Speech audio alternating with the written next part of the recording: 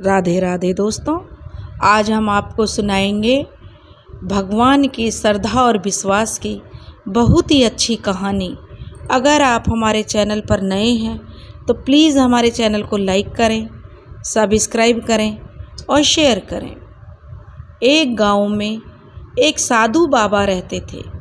साधु महाराज जहाँ भी जाते श्रद्धापूर्वक प्रभु का नाम जपते और उपदेश देते थे। लोगों को उसके लिए प्रेरित करते थे कि भगवान का नाम श्रद्धा से प्रेम पूर्वक जपना चाहिए। साधु महाराज की नाम जपने में अगाध श्रद्धा को देखकर कई लोगों ने उनसे राम नाम की दीक्षा ली थी। कुछ लोग तो उनके पास में ही रहकर ईश्वर को पाने के लिए साधनाएं करते थे। उनके शिष्य तक वे लोग बन चुके थे। एक बार साधु महाराज शिष्यों को प्रभु के नाम की महिमा सुना रहे थे।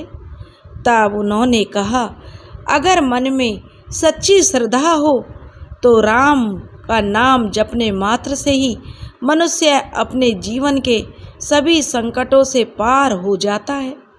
यह सुनकर साधु महाराज का एक शिष्य तो खुशी से उछल पड़ा, मानो उसे हर संकट से उबरने का रामबाण मिल गया हो। वह प्रतिदिन भिक्षा मांगने के लिए नदी पार करके दूसरे गांव में जाता था। इसके लिए उसे रोज नाविक को नदी पार कराने के लिए जो 4 आने देने पड़ते थे। एक दिन साधु महाराज का वो शिष्य भिक्षा के लिए जा रहा था तो उस दिन कहीं दूर बारिश हुई थी, जिसके कारण नदी में बाढ़ आई हुई थी और नदी अपने पूरे उफान पर थी। बाढ़ के कारण उस दिन केवट ने उसे नदी पार करवाने से मना कर दिया। तभी शिष्य को गुरुजी का वह उपदेश याद आ गया कि राम का नाम जपने से ही मनुष्य अपने जीवन के सभी कष्टों से पार हो जाता है। शिष्य ने सोचा कि अगर राम नाम से सभी संकटों से पार हुआ जा सकता है तो नदी को भी पार करना कौन सी बड़ी बात है।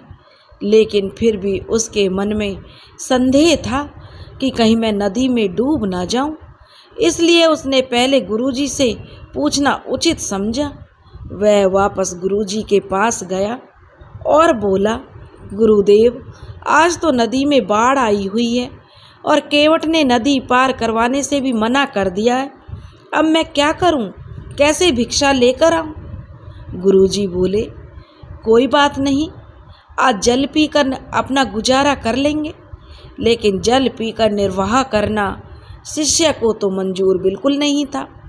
उसने गुरुदेव से फिर पूछा, गुरुजी, आप तो कहते हैं राम नाम जपने मात्र से ही सभी संकटों से पार हुआ जा सकता है, क्या राम नाम से नदी भी पार हो सकती है? गुरुजी बोले, अवश्य।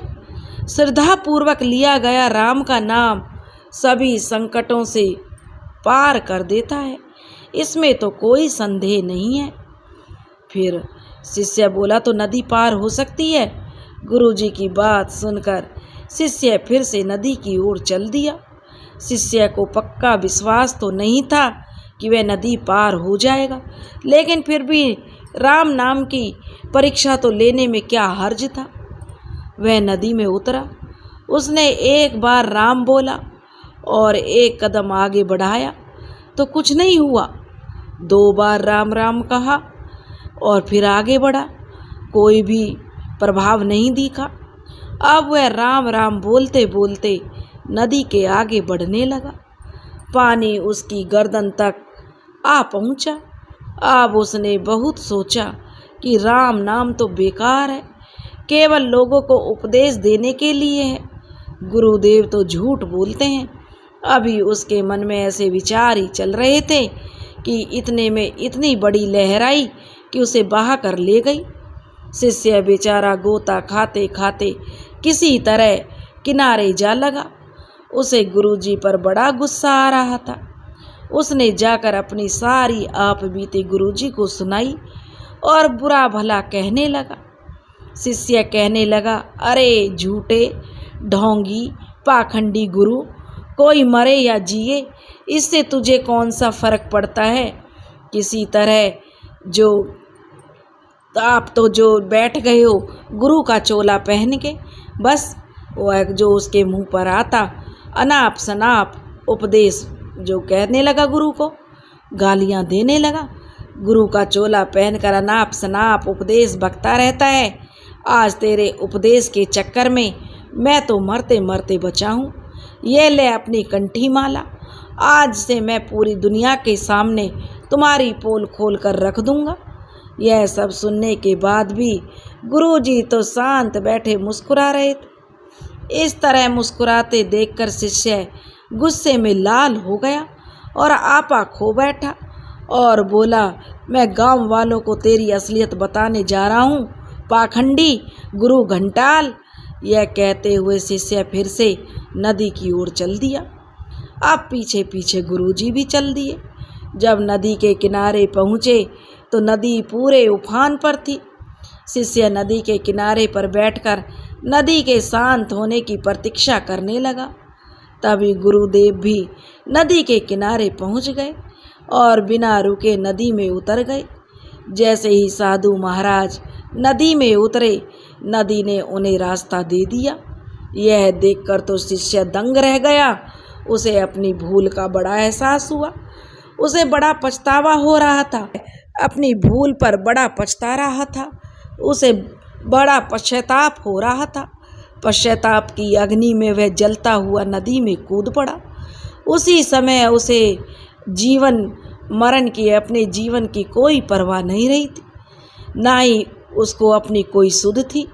वह दौड़ता हुआ नदी पार कर गया और गुरुदेव के चरणों में गिरकर क्षमा याचना करने लगा। साधु बाबा ने उसे उठाया और गले लगा लिया। जब उसे सुध आई तो उसने पीछे मुड़कर देखा, नदी तो ज्यों की त्यों बह रही थी।